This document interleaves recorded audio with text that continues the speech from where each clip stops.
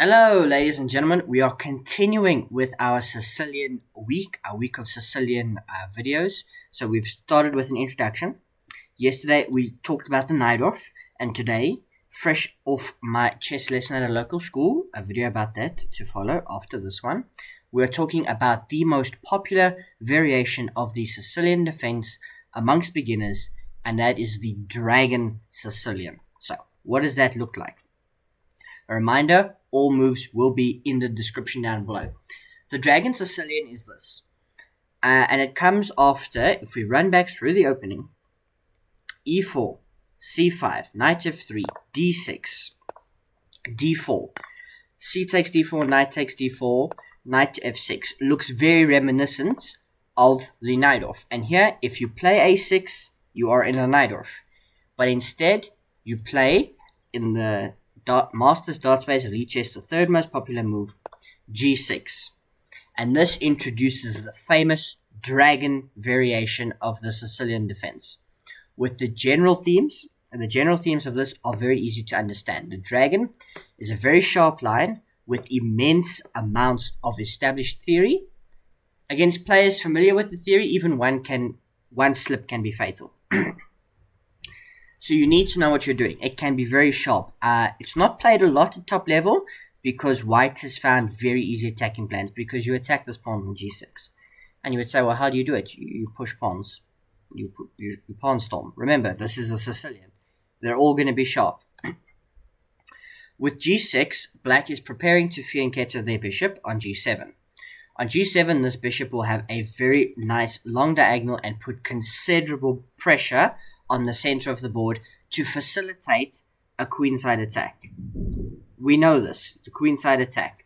This is what we want. It's going to help that. However, as I said earlier, g6 weakens black's kingside pawn structure and encourages white to pursue a kingside attack of their own. You know, h4, g4, f4. That's just what it's about. So, what happens from here? The most typical move played in 73% of the games is bishop to e3, just defending your knight in the center. It's not under attack at the moment, but you want to keep it in the center as long as possible. Here, black can't really play e5 like they can in the Najdorf because they'll be blocking in their bishop.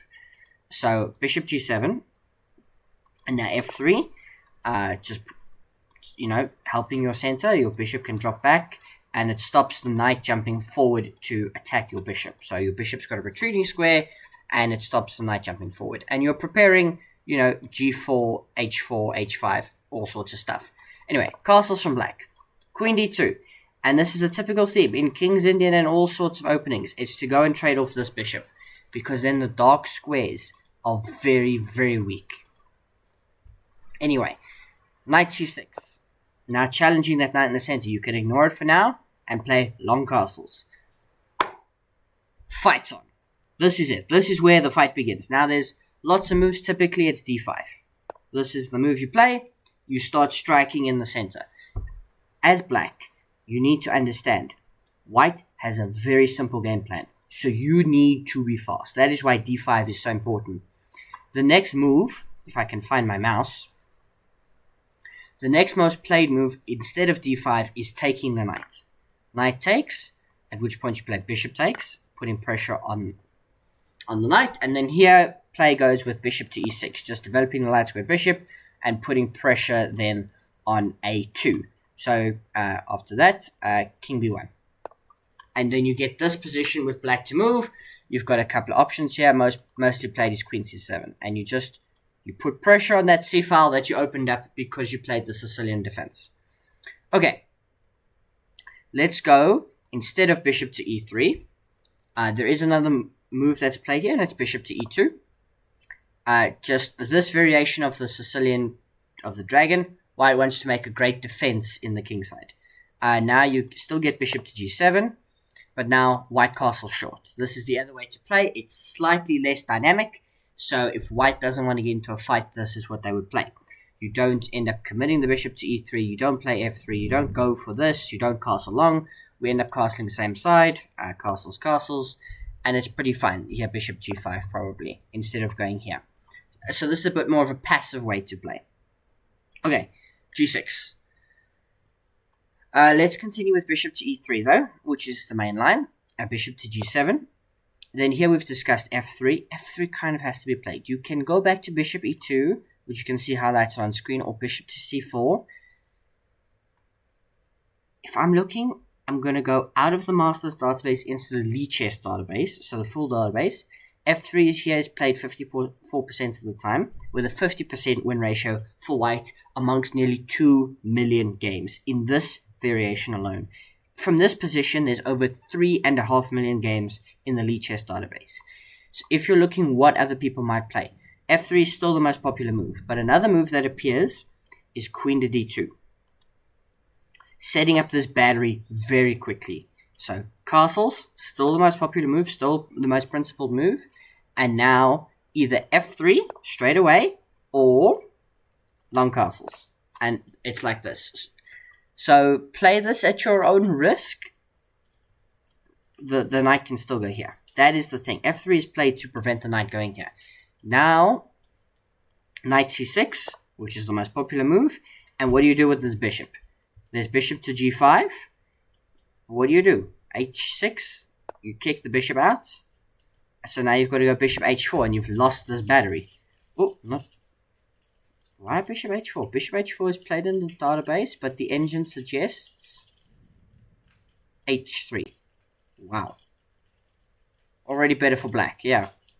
Wow. Okay, cool. So that's what happens when you're just following the database. Anyway. So, let us get back all the way here to g6. That is the Sicilian dragon. The whole point is you put this bishop here and you say, but I haven't really seen the attacking plans for black. The attacking plans for black is all of this. Like you get going and you get going very quickly because, again, white will play f3. If you're playing this from the white side, just remember you play f3, you stabilize the center, and then you launch. The dragon is played so black gets a very fast attack. With black, you've got to time this so well because, there's bishop here, queen here, castles. You're putting pressure very quickly on the queen side. You're going to bring the bishop out and do this. So black has to be active because this is very sharp. That's why I said earlier, even the most well-prepared players, if you make one slip, it can be fatal. So play this at your own risk, but it is so much fun to play. I haven't played much Sicilians, but I have played a dragon a couple of times. There will be a video, fun fact, at the end of the week where I played a Sicilian game with white, where I was on the white side of a Sicilian game, and I'll show you how that game went. But no, this has been the Dragon Sicilian. I hope you've enjoyed the video. Leave a comment down below. Tell me what you really liked about it, or if you didn't like it, and I can improve the video. Otherwise, subscribe if you'd like to see more from me. Until next time.